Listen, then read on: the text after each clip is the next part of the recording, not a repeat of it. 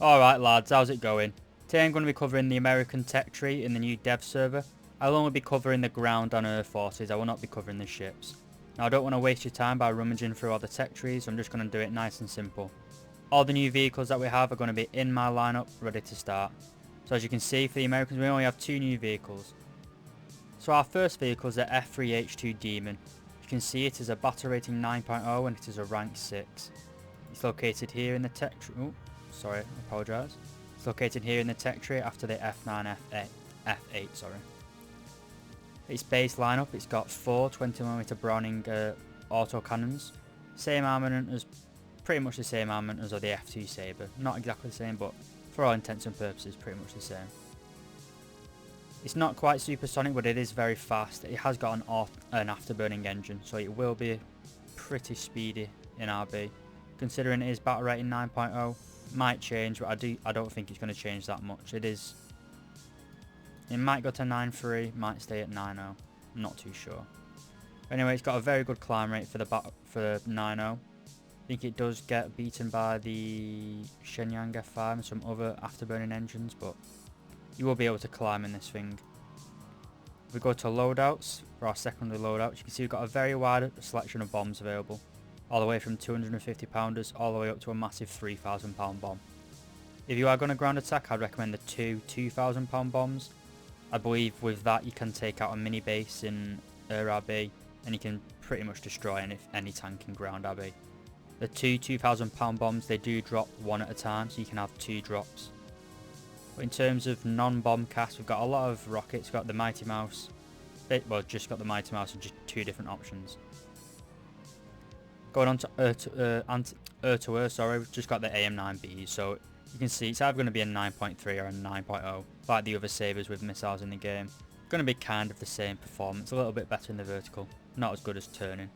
You can also take out the missiles and a selection of bombs. So 2 missiles and 2 missiles and the 3,000 pound bomb, sorry, or the 2 missiles and the 2 1,000 pounds, as well as some Mighty Mouse.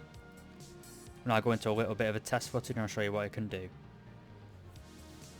Alright, so we're here on the runway. First thing I'm going to do is see if this plane has a ballistic computer. Now you can see at the bottom of the screen, toggle ballistic computer not available. That means this plane doesn't have one, so we won't be able to get a reticle when we try and do our bombing or rocket attacks. Now as we take off, you can see we've got a nice big afterburner. We are carrying 2 air-to-air missiles and 2 1,000 pound bombs, so we are going to be a little bit sluggish. You see we do have some very nice leading edge slats which will help this plane in manoeuvring.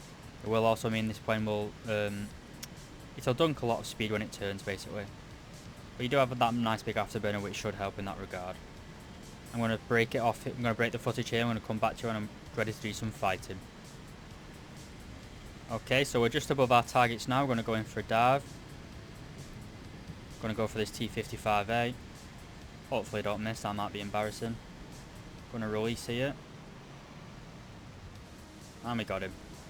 So it's just going to be another conventional bomber in that regard. It's nothing special in terms of its ground attack capability really. It does have a nice afterburner which will allow you to power out of some dodgy situations. I'm going to cut again here, we're going to go to some air-to-air footage. Okay, so we're approaching this MiG-15. You all know what the AM9Bs are capable of, or more what they're not capable of. So I'm going to fire that, it's never going to hit. I'm going to show you what these guns can do. It's 4 revolving 20mm cannons. They are pretty potent. You do have a radar on this plane, but it's not really going to do much to actually help you get kills. See there, apart from my bad aim, when you get your guns on target, it does shred people. Oh no, I'll drop the bombs here and we'll do some high speed manoeuvring. Oh, I almost hit the bombs there. That would have been embarrassing. That would have been quite the report insurance claim. You can see that when we are at high speed, it is pretty nifty at turning. You can pull about 11 Gs. I have had trouble trying to rip the wings of this in a flat turn at least. Maybe neg G or neg roll. No, plane seems pretty stable, pulling 12 Gs. It might be a nice little dogfighter in air realistic, sorry.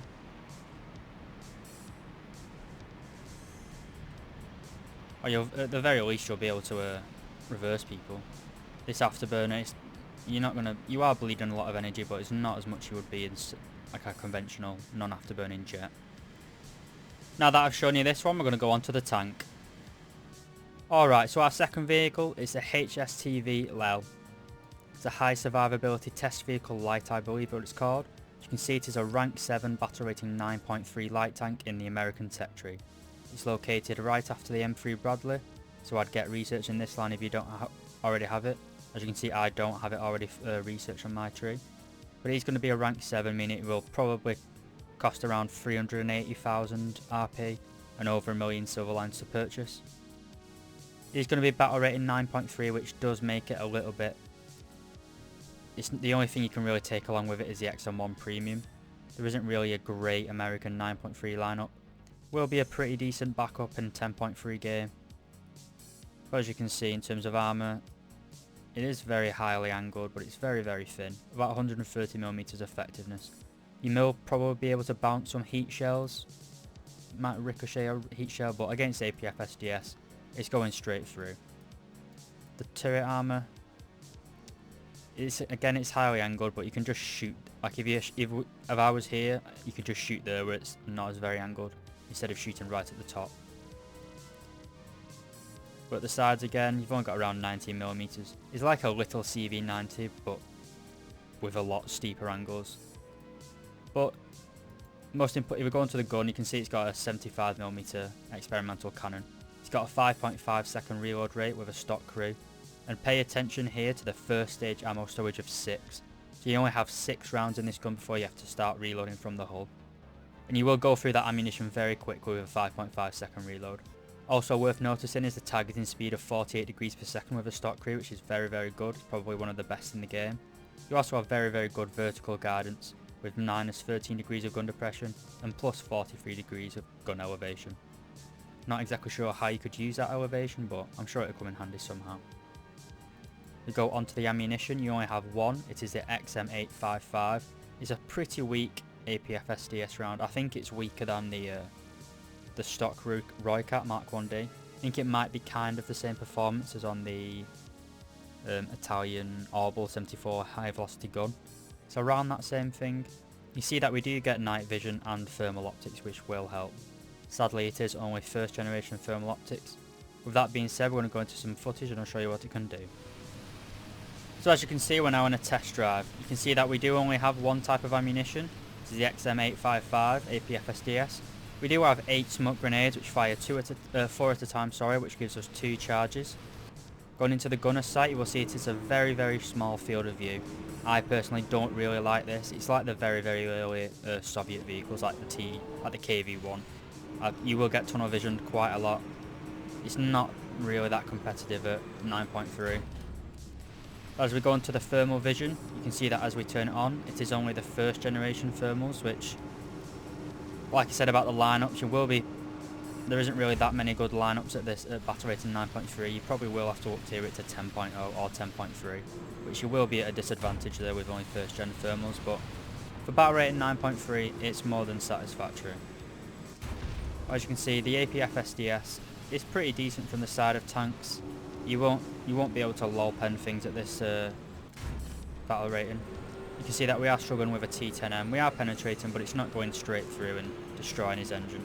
We might be able to get him with a lower glacis. Oh, we did get the upper glacis there. Well, as you can tell, this isn't going to be a vehicle that you can just run around in and lol pen things from the front. Now we might actually go through this T64. No, you see we did go through, but we didn't go right through. So it's basically just finding its way through, but it's not really doing enough damage to go all the way through and kill everybody. And as you can see now, our reticle has turned red. That means we have depleted all our ammunition in the first stage ready rack. So in this, if we were in a battle now, we would be completely out of the fight. We did just wait and have our ammo repair, but if we fire again, or reload, sorry, we now have to wait the extra long reload time here, as you can see. So don't get gung-ho with firing at shots. I'd only really fire at opponents if you know you can get a kill.